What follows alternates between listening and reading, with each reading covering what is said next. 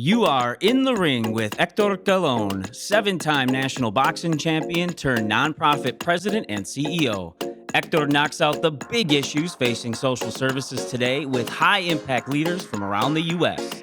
In the Ring is a creation of Lutheran Social Services of Wisconsin and Upper Michigan and is produced by No Studios. And now, here's Hector Galon. Hello, hello, hello, and welcome to In the Ring with Hector Colon, the show that gets real about the challenges facing the social services sector and the people we serve.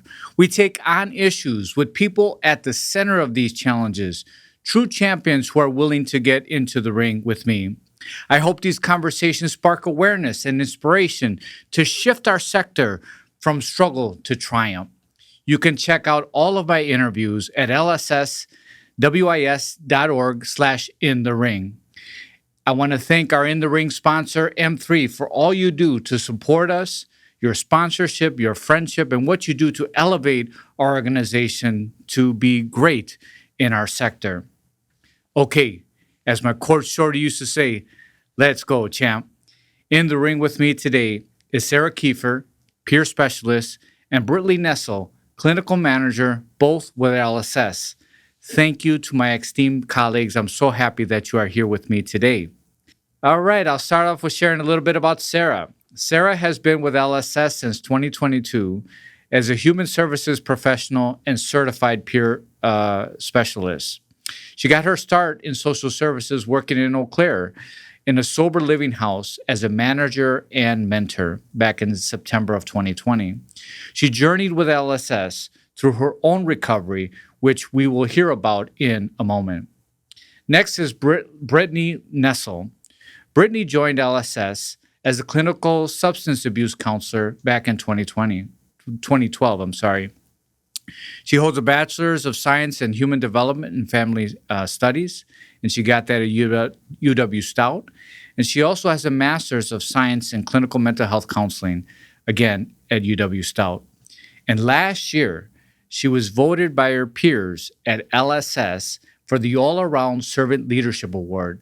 That was last year. Thank you so much, Brittany, for all you do to inspire us here at LSS. And again, Sara, thank you so much for your willingness to share your story and be with us here today. Okay, are you ready for round one? I am. Okay, September is National Recovery Month. So far this year, my guest and I have had robust discussions around mental health and substance abuse. And we've gained a lot of great insights through those good conversations from thought leaders from across the country. But today we want to focus our efforts specifically on peer supports. And so I'm really looking forward to this conversation. Brittany, I want to start off with you.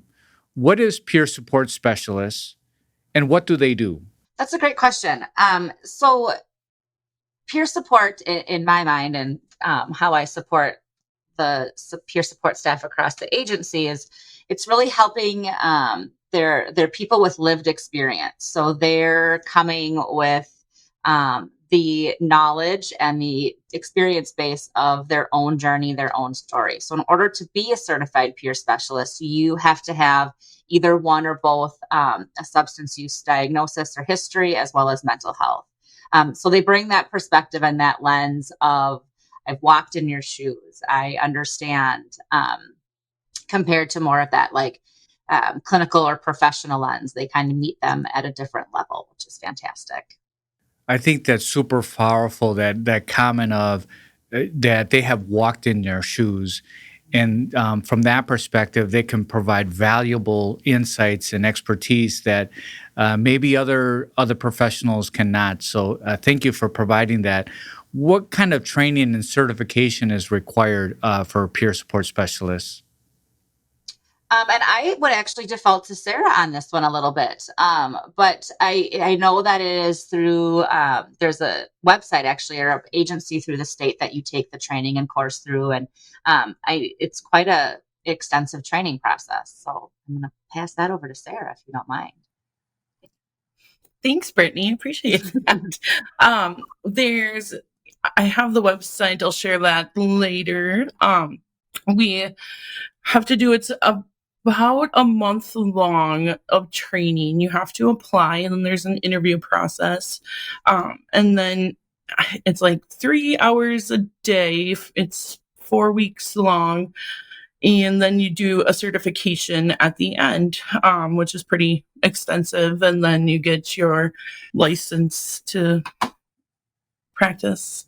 Thank you. Thank you for sharing that, Sarah. I know there's a rigorous process and good education and training that you receive to do the best you can for the people we serve. And we are so thankful that you have gone through that process and have given your strengths and wisdom to share with others that have faced maybe similar challenges to you and that really need your support to help them in their recovery journey.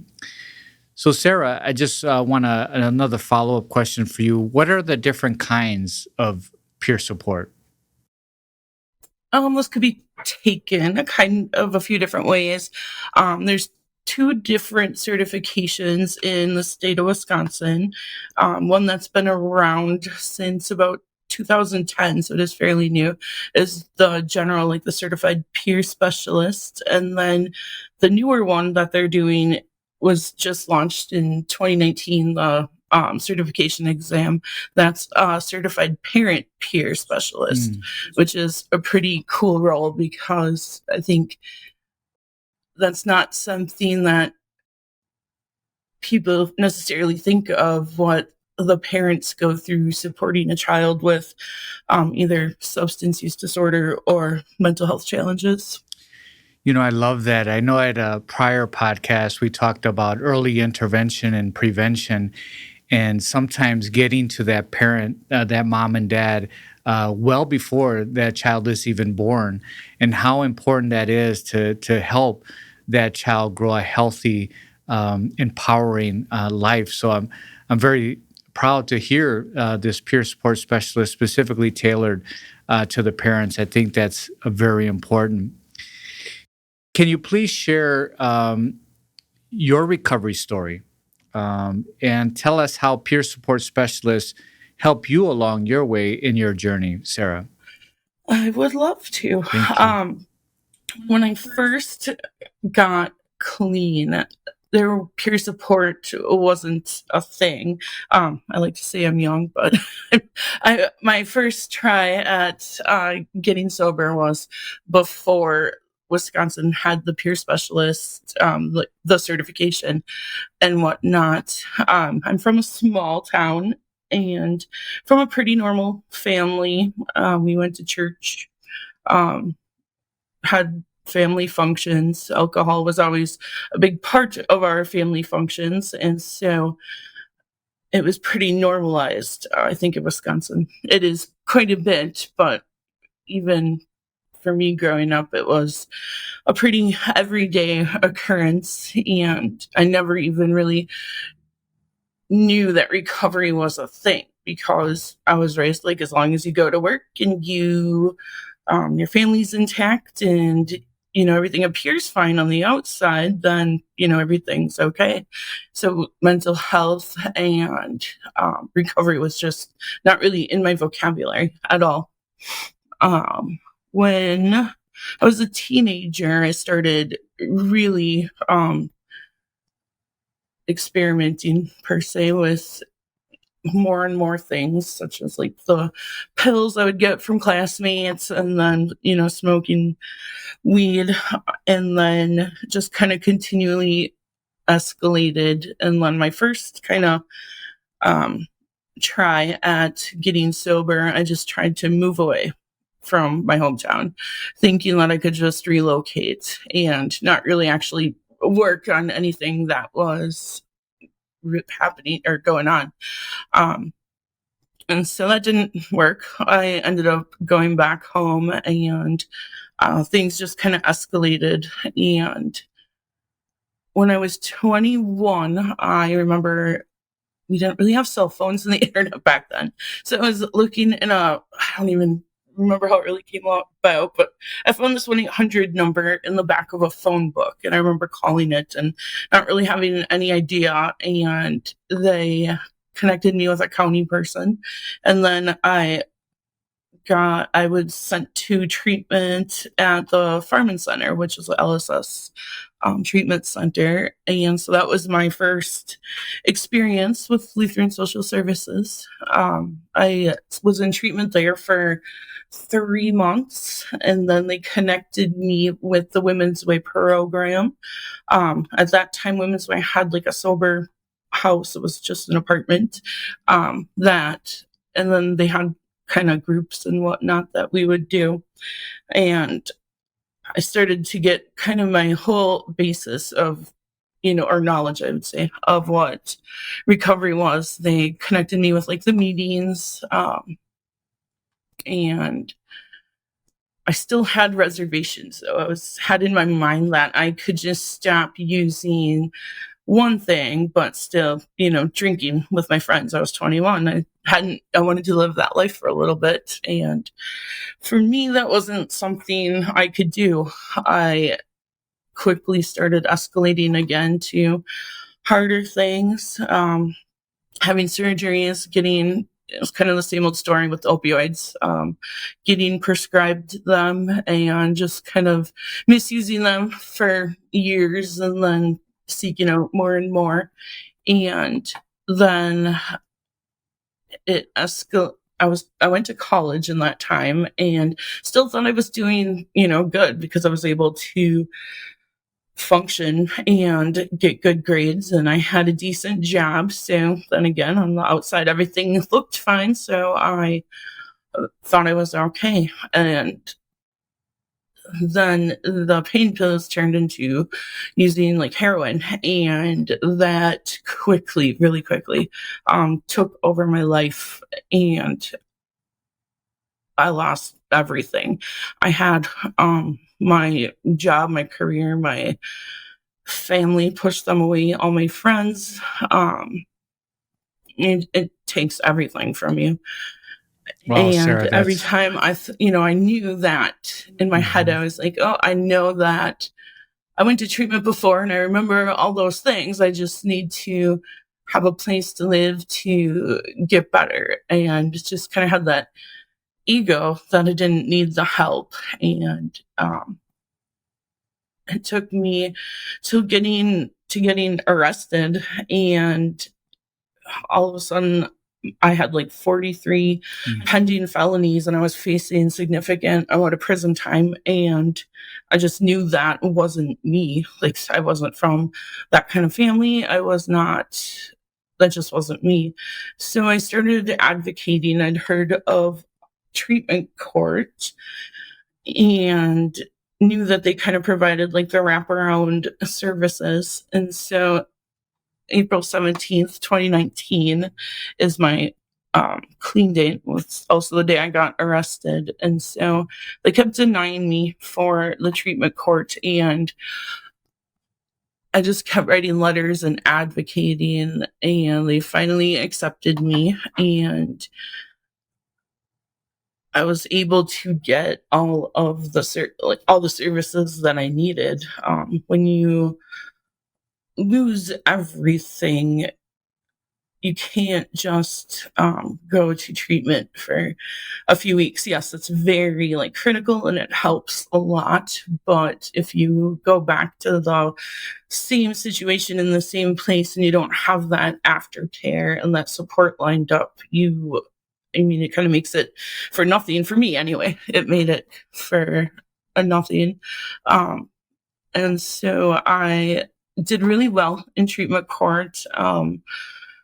Got through it quickly. I was in sober living. I got connected with a peer support through there, and that helped a lot. The peer support actually was located in the office I work in now, which is really cool.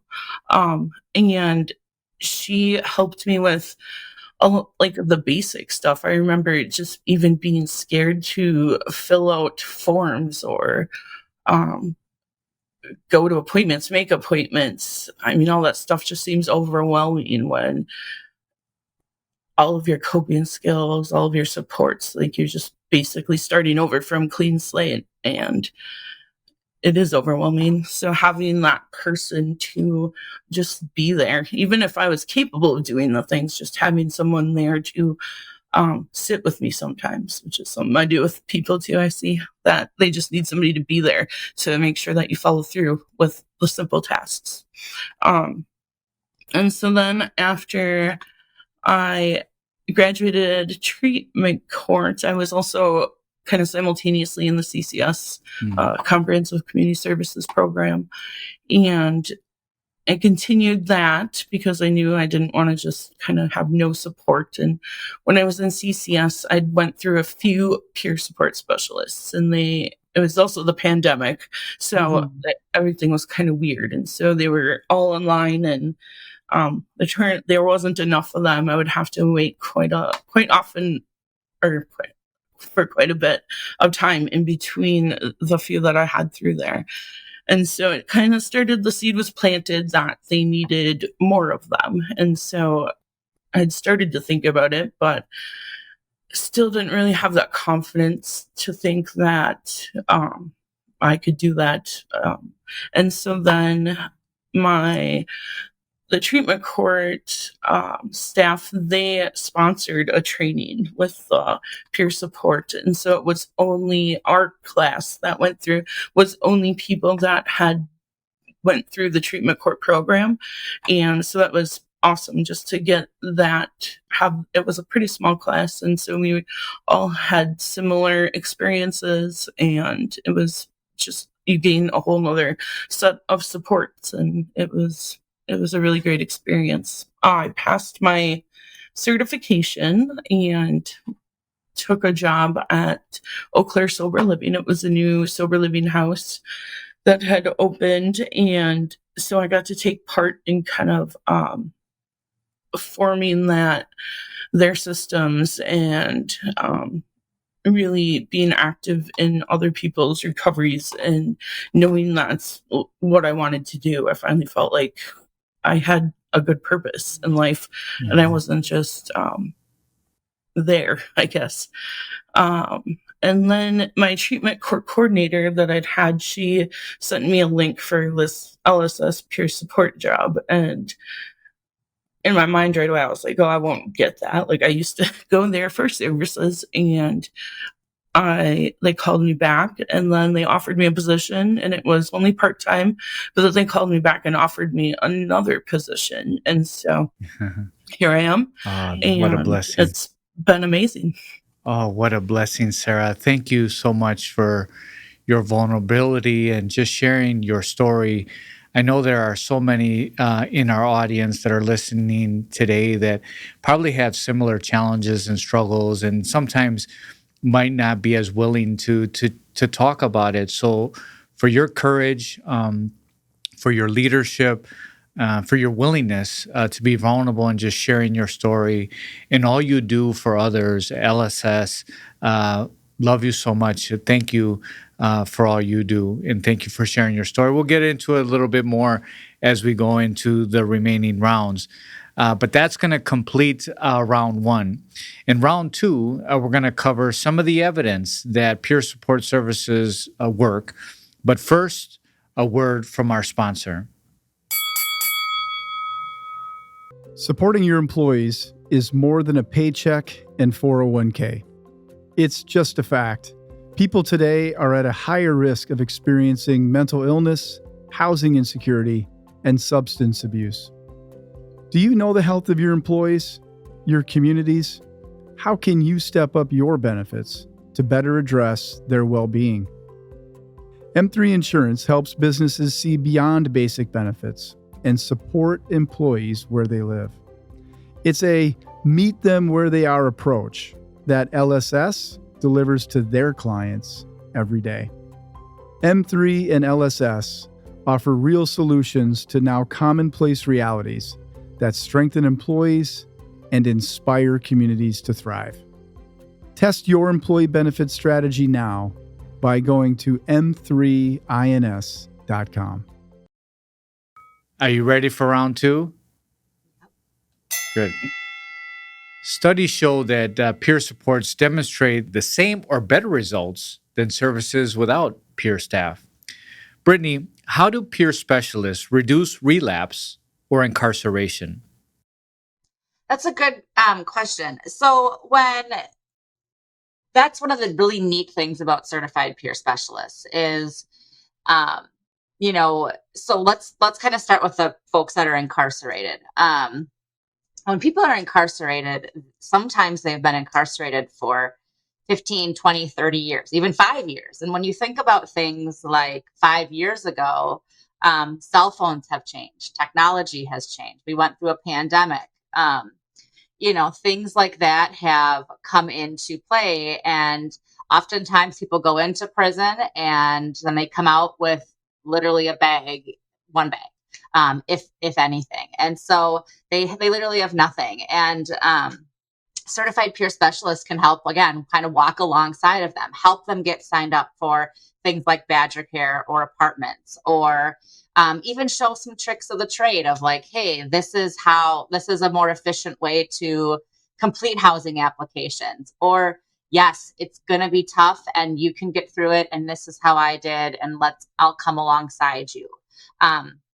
Maybe it's picking them up and taking them to a meeting, or connecting them with somebody that can help support them in a different way. It's not, a social worker and a therapist are all very beneficial if the person is willing and wanting that service. But I may not know, as their therapist, some of the ins and outs of things because I don't have that level of lived experience like they do. And so it's really just getting to that ongoing support. It may even be a text message at 7 o'clock at night of, I'm freaking out and this is something completely different for me. I'm not in the institution anymore. And that certified peer specialist just responding and saying, that's completely normal. Keep going. Those are those pieces that they may not get from that professional because, when we're not on call or things like that. In terms of relapses or even just ongoing support, it's kind of that same concept of, crisis and the urge to use, or if we're talking about mental health, the urge to maybe stop taking meds or cut, or, even die by suicide doesn't just stop at 4 p.m. Right.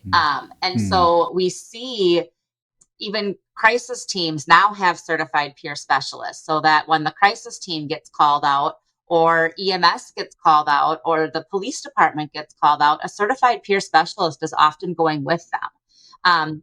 And the results of that are profound, because it's not only the professionals there, but there's somebody saying, come alongside.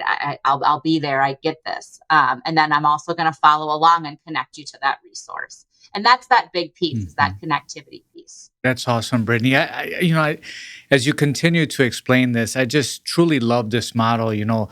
Peer specialists walking alongside the individual and being able to share their own experiences, their own recovery story and journey. I think that's so powerful. So I believe I'm all in with it. It seems like a great program, a great way of having better outcomes.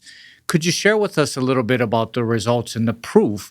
While this sounds great, it sounds like it makes a lot of sense, common sense, but what are the actual results?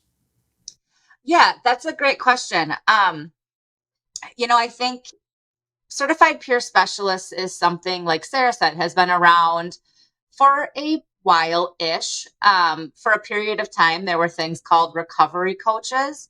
And so I think, as we're thinking about data, I think as we continue to understand mental health, we continue to understand substance use, trauma, and how all of that intersects, we're going to continue to see those numbers grow.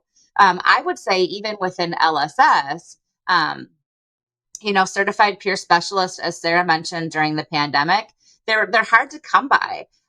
We have seen counties come to us and ask to, start contracts, or what services can we provide. In the beginning, we had one certified peer specialist, and it quickly grew to 2, and now we have even more coming on board. In the southern part of the state, down by you all, We have programs that are only certified peer specialists that offer support, whether it's a drop-in or things like that. So as I think the service array becomes more recognizable and supported, we're going to see those statistics continue to grow. So tell us a little bit more about that demand.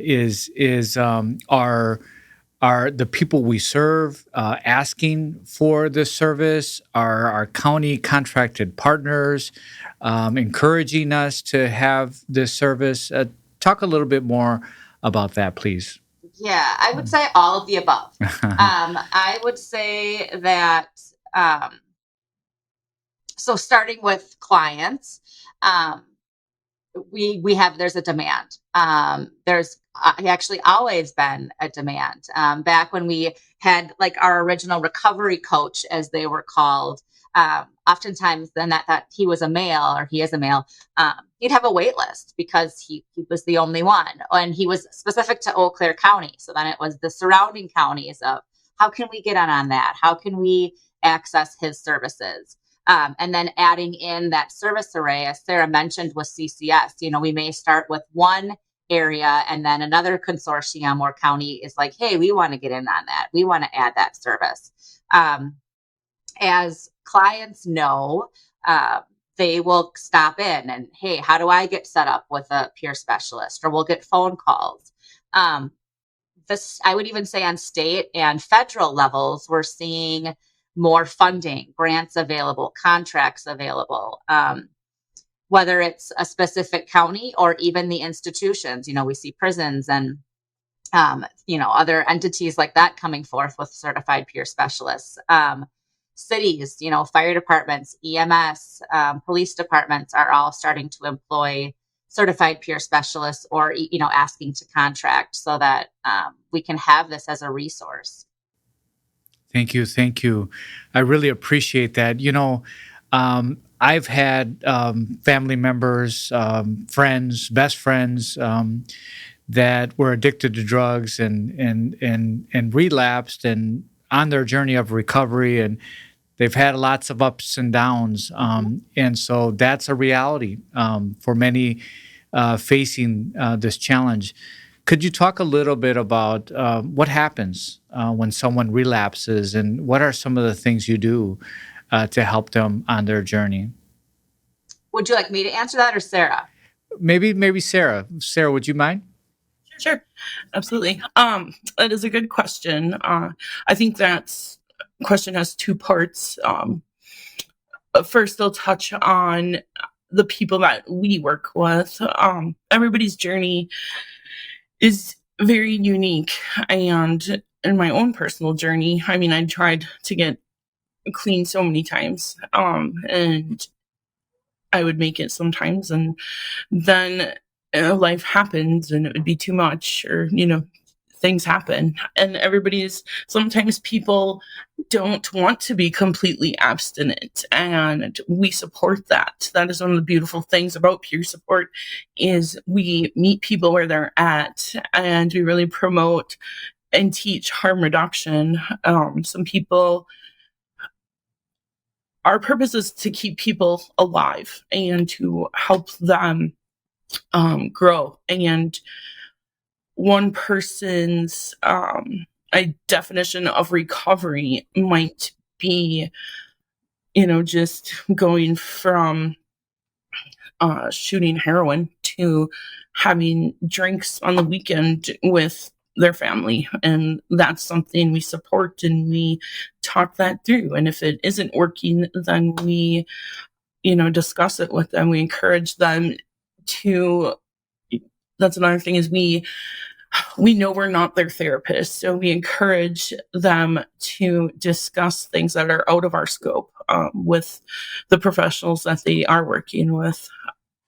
And we just let them know that we don't judge them. I know a lot of the individuals that I work with, they do feel that they can tell me. And it was different for me at first, even working at the, coming from working at the sober house. And where it was abstinence there, but the program here, they don't have to be abstinent, and for them to feel comfortable to share where they're at, so it can really hold the space for them to talk through it and, just come to their own conclusions, because they're the experts of their own life.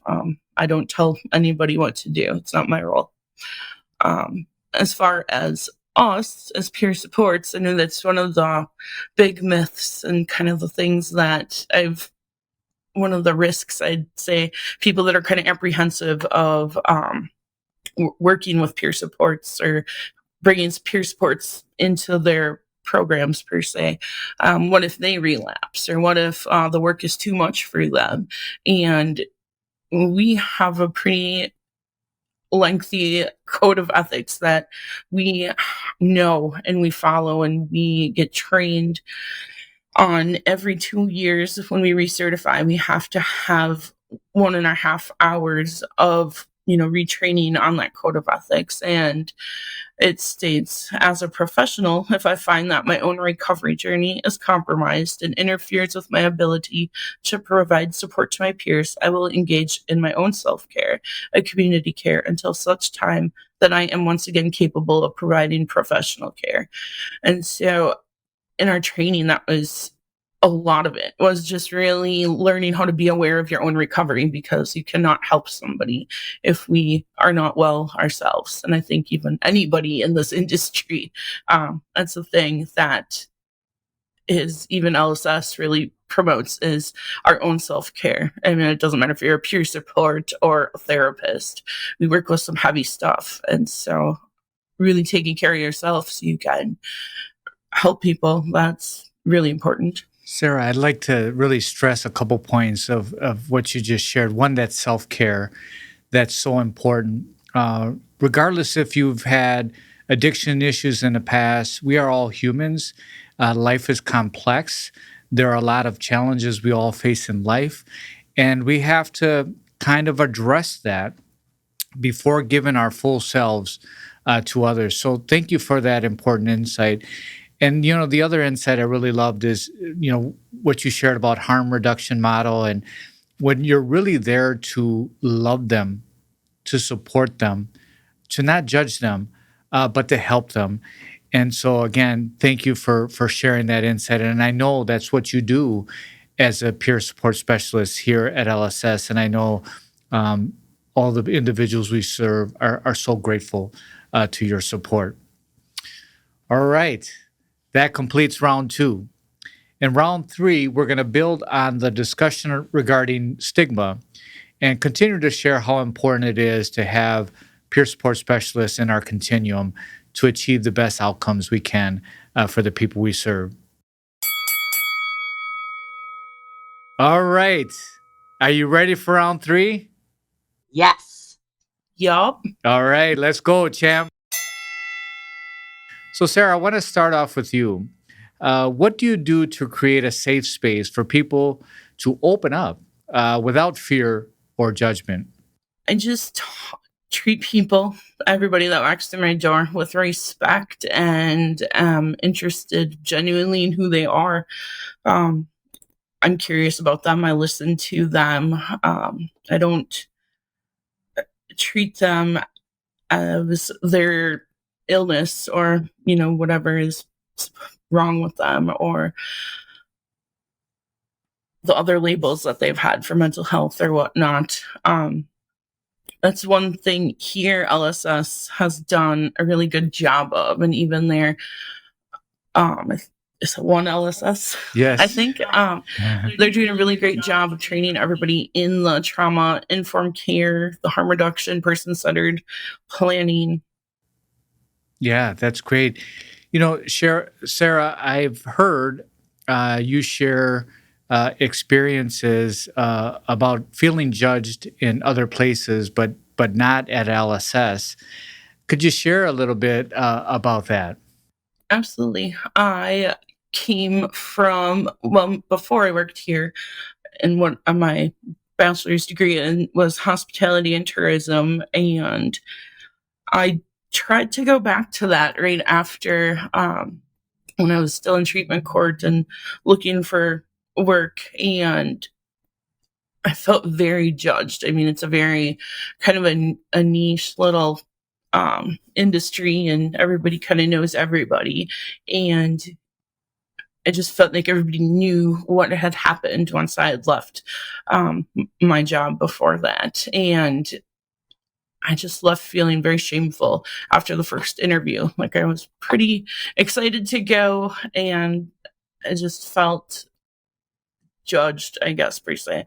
But then here, even when I wasn't expecting to get the job, I got it. And I remember my interview. I just remember how excited I was because we had discussed the rat park. I don't know if you're familiar with that, but it's one of my favorite things. It's about a guy that he was doing studies on rats, and he was giving them drug water or non-drug water, and they would choose the drug water. And then when he put them in the rat park or rat paradise, they chose like the plain water because people just need connection.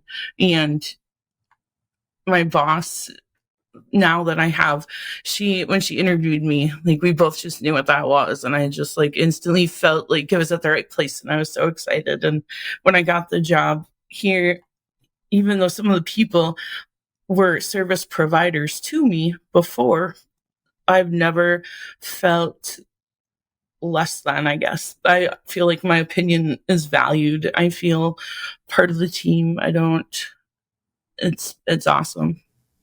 Thank you, Sara.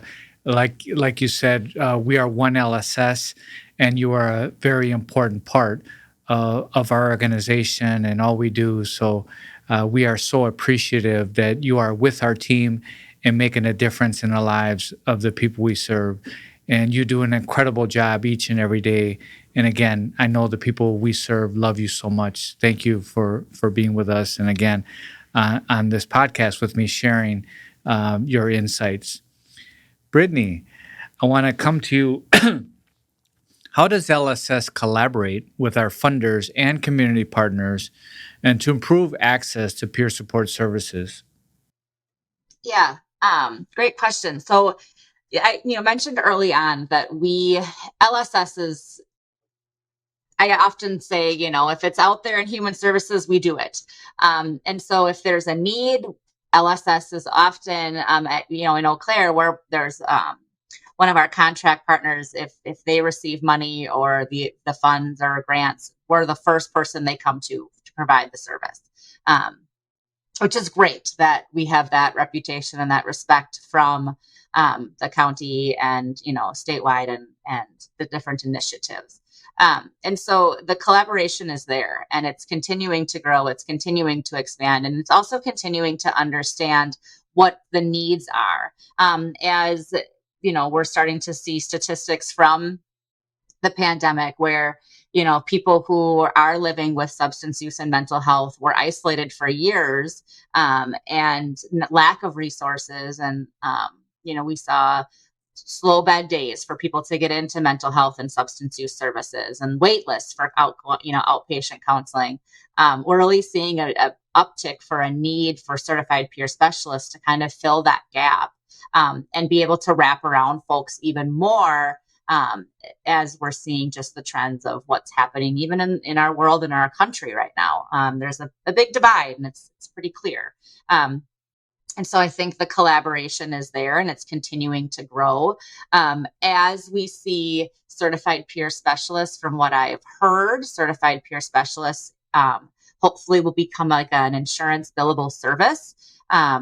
I don't know if that's true, but it would be wonderful to see the bigger entities pick this up and recognize it as a service. I think once that happens, we'll even see more access and availability for people, because that is one of the bigger issues is the availability. Like Sara said, some programs feel a little bit nervous to bring people in that have that lived experience, because it can be a vulnerable job.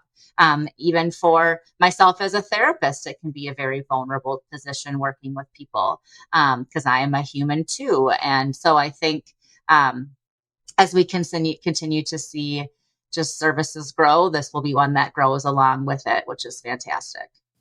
Thank you, Brittany. I'm all bought in.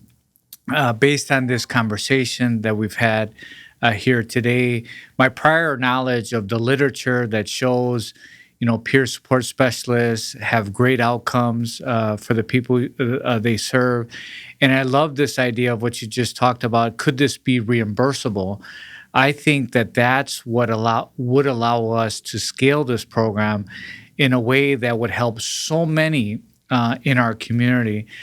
So just know that I will be a big ambassador to try to work with Medicaid at the state level to make this service reimbursable, so that we can have more of this. One, two, so that we can pay our peer support specialists better, commensurate to the value they provide the individuals they serve. And last but not least, and very importantly, the people that we serve are going to benefit from it. So, for all of those reasons, I'm bought in, and I'm going to be a big advocate to advance this. Well, that completes our final round. Last question, though, before we're done, I want to ask each of you: how will you use your punching power this year to advocate for our sector? I'll let Brittany go first. Okay. Thanks, Sara. So for those that know me, I am one of a very large champion for people living with mental health and substance use. I am incredibly passionate about it. I often say that population is my people. And, it's being able to be willing to advocate and have those discussions that people maybe feel uncomfortable with, or, it's one, not to get up on my soapbox, but just to be able to offer a little bit of insight. Everybody is a human first. We need to be using person-centered language when we talk. You don't call somebody a cancer patient. Why would you call somebody an addict? Or why would you call somebody depressed? And so being able to just continue to advocate for the line of work that we do, and our staff and the agency and our community is kind of where I go with that, and just being willing to have those discussions, even though it may be tough. Thank you, Brittany. And you are a true champion, sincere champ. And so thank you for sharing that, and for all you do, and for what you're going to be willing to do to continue to advocate for our sector. Sara? I like what she said about the person-centered language. That's something that has really kind of grown, I guess, in me, that when I do hear it, it kind of hits me. And so I do advocate for that as well. Part of our scope of practice as a peer support is advocating not only for the people we work with, but for peer support as a whole. And already I've been advocating for places to sponsor more trainings, because they don't have enough trainings for people that are interested in becoming a peer support. So that's a big thing I've been working on. And just making people aware. I think this stuff, sharing my story, helping to reduce that stigma, I think that in itself is just huge, because it's really hard for people they need that purpose, to get better. And so letting them know that there is a life after that is huge. Sara, I don't know if you understand how powerful it is, your willingness to share your story, and the impact that has on others, including myself. And so thank you so much for doing that. Thank you so much for continuing to advocate for our sector and for those that need our help. So that concludes our episode today. You guys were both a knockout. I really appreciate everything you do for LSS, the people we serve, and for being on this podcast. Thank you. Thank Thank you, you. Hector. Well, that was a powerful episode. I want to recap on a few of the meaningful insights that we learned from both Brittany and Sara today. You know, we know that people with lived experience, they've been there before. They've done that. They've overcome that. They're on their journey of recovery. Is so powerful to be added into the continuum of services to improve the lives of the people we serve. So that was powerfully illustrated today. But we also know there is a lot of hope. You know, Sara shared her story of her struggles and how she was able to overcome her situation. So it gives us a lot of hope. And there are so many other peer support specialists out there that are sharing similar stories of hope for those individuals that we serve. You know, we talked about Sara mentioned a little bit about how drinking is kind of normalized, especially here in Wisconsin.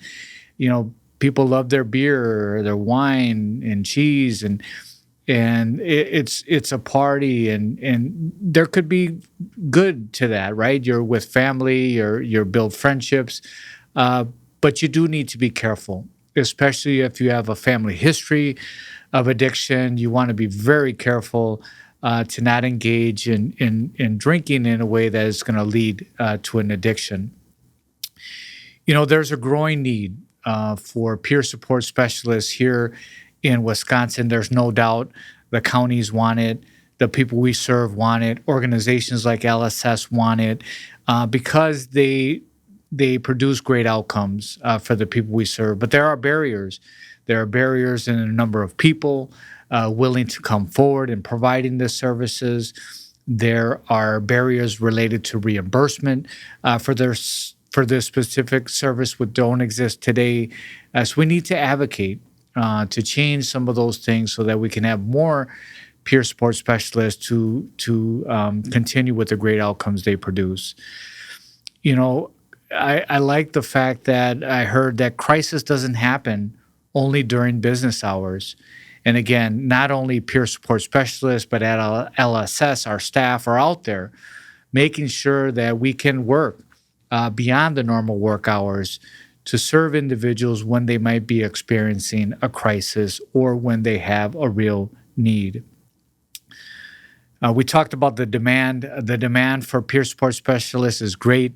There are some barriers relating to reimbursement, stigma that makes it a challenge. So we want to advocate to make sure that we can get that reimbursement and reduce that stigma so we have more individuals that will be able to work in this capacity. And we want to focus on, we need to focus on our own recovery in order to help others. And so that exists if you have a mental illness or addiction or not. All of us need our own self-help, and we need to improve ourselves so that we can help improve others. I heard that our purpose is to keep people alive and to help them grow. We also need to take a person-centered approach. Everybody's unique and different. And so by taking that person-centered approach is going to yield the best outcomes we can. People need connection. They talked about, Sara talked about that rat study where the drugged water and the regular water, and then after the rats were addicted to the drug water, but then when there were several rats congregated together, the rat went to that group of where there was connection versus the drugged water. So powerful story of how we need connection in life, friendship, meaningful relationships. Everybody needs that. Everybody needs that. So I encourage you all to try to find that. And lastly, I'm so thankful that both Brittany and Sara are going to be strong advocates to to bring more peer support specialists to Wisconsin and LSS specifically, the fact that they're willing to share their stories, and that peer support specialists is good for work, it's good for our colleagues, it's good for LSS, and it's good for the broader community. So those are the insights. I want to thank Sara once again and Brittany for getting into the ring with me today. As always, you can find all of our interviews on our website at lsswis.org/inthering. Subscribe on YouTube and follow us on Twitter, Facebook, and LinkedIn so you don't miss any of these important conversations in the future. And when you follow and like and subscribe, it's going to help us reach a larger audience. So please don't forget to do that. Thank you to our In the Ring sponsor, M3. Con mucho cariño, with much affection. Bye.